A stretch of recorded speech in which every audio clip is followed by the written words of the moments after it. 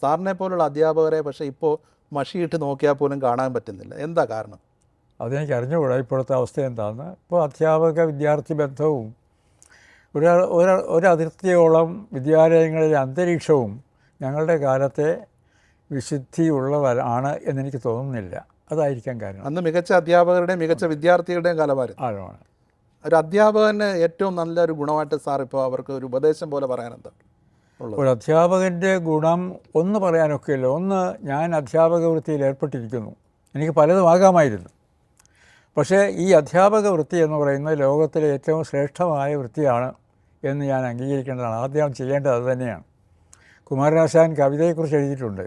മനുഷ്യവർഗത്തിന് നാളിതുവരെ ലഭിച്ചിട്ടുള്ള സിദ്ധികളിൽ വെച്ച്, ഭാഗ്യങ്ങൾ വെച്ച് ഏറ്റവും വലിയ സാഹിത്യമാണ്. എഴുത്തുകാരൻ അതിനെ പറയണം, അധ്യാപകനും അത് പറയണം. കാരണം ഭഗവാൻ ബുദ്ധനും ക്രിസ്തുദേവനും പ്രവാചകനും അതുപോലെ എത്രയോ പരമ്പരയാണ് അധ്യാപകർക്കുള്ളത്. ഞാൻ സാധാരണക്കാരനാണ്, ചാപല്യങ്ങളെല്ലാം ഉണ്ട്, തെരുവിൽ നടക്കുന്നു. പക്ഷേ ഞാൻ ആ അധ്യാപക പീഠത്തിൽ കയറി നിൽക്കുമ്പോൾ ഞാൻ മറ്റൊരാളാണ്. ഞാനിവിടെ എല്ലാം പ്രചോദനം സ്വീകരിച്ചുകൊണ്ട് ഞാൻ ഇവരുടെ ഒരു എളിയ പ്രതിനിധിയായി അവരുടെ മുമ്പിൽ നിൽക്കുകയാണ് ചെയ്യുന്നത്.